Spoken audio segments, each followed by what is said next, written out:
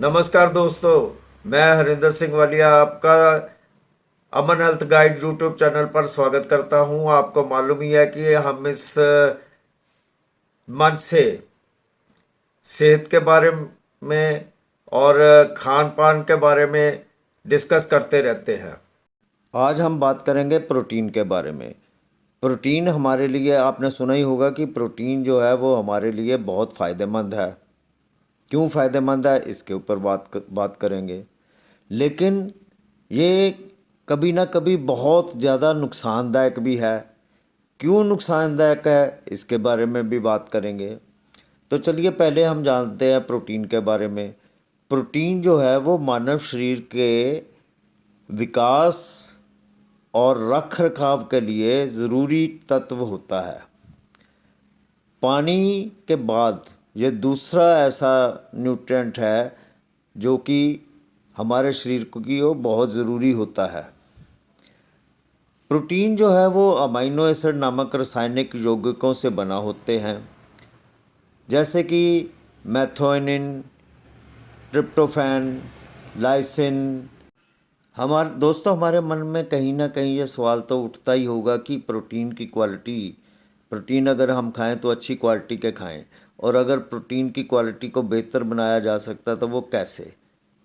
वो ऐसे कि आप मांस और मछली, अनाज, फलियां, खिचड़ी, डोसा, इडली, चपाती और चना, दूध और दूध से बने उत्पाद, पनीर, पुलाव, पनीर सैंडविच, दही, चावल, पास्ता, मेवे, बीज, मूंगफली या नारियल की चटनी, बंगाल चने का दाना, ये खाकर हम प्रोटीन की गुणवत्ता जो है वो बढ़ा सकते हैं। यहाँ ये बताना ज़रूरी है कि निम्न आय वर्ग के आहार में प्रोटीन के महत्वपूर्ण स्रोत अनाज और फलियां हैं। उच्च जैविक मूल्य वाले प्रोटीन के महत्वपूर्ण स्रोत जो है वो मांस, मछली, अंडा और दूध हैं। बेशक चावल जब हम खाते हैं तो हमारे को प्रोटीन जो है वो गेहूं के मुकाबले कम मिलती है, लेकिन वो जो चावल में जो प्रोटीन मिलती है ना, उसकी गुणवत्ता जो है वो गेहूं में मौजूद प्रोटीन से ज़्यादा होती है। हमारे यहाँ अनाज का सेवन जो है वो बड़ी मात्रा में किया जाता है। जिसके चलते हमारे को जो डेली प्रोटीन चाहिए उसकी पूर्ति हो जाती है, और अगर उसमें वो पूर्ति ना हो तो हम दूसरी चीज़ें खा के जितनी हमारे को डेली प्रोटीन चाहिए उतनी हमारे को ले लेनी चाहिए। पत्तेदार सब्जियां, फल, जड़ें आमतौर पर प्रोटीन के खराब स्रोत होते हैं, क्योंकि इनमें 2% से भी कम प्रोटीन होता है। दूध पीने से हमें जो प्रोटीन मिलती है वो अच्छी क्वालिटी की होती है और ज़्यादा भी मिलती है। इसको ज़्यादा मात्रा में भी लिया जा सकता है। आपने सुना ही होगा कि excess of everything is bad. यहाँ पे भी ये फार्मूला लागू होता है।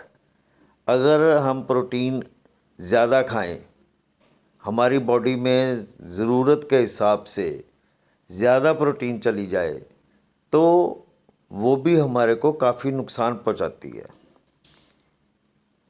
यानी कि प्रोटीन का अधिक सेवन से हमारा वज़न भी बढ़ सकता है, हमारी हड्डियाँ भी कमज़ोर हो सकती हैं, गुर्दे में पथरी हो सकती है, यूरिक एसिड और गठिया जो कैंसर है उसको बढ़ावा मिल सकता है, हम कम एनर्जेटिक हो जाते हैं।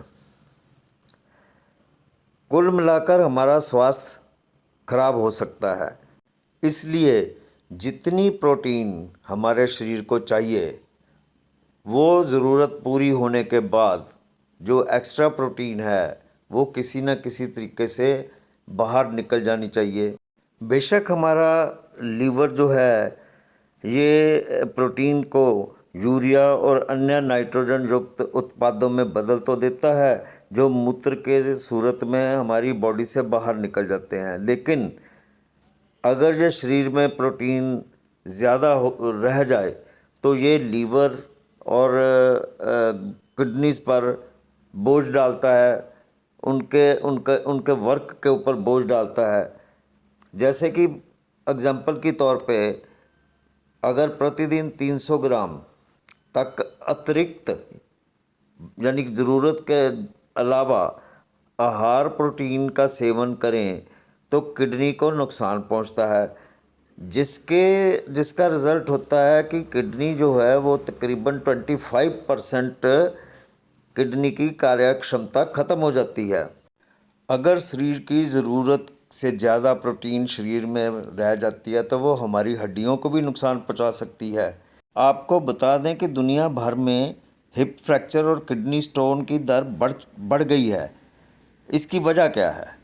इसकी वजह है डेयरी उत्पादों सहित पशु प्रोटीन के बढ़ते सेवन के चलते।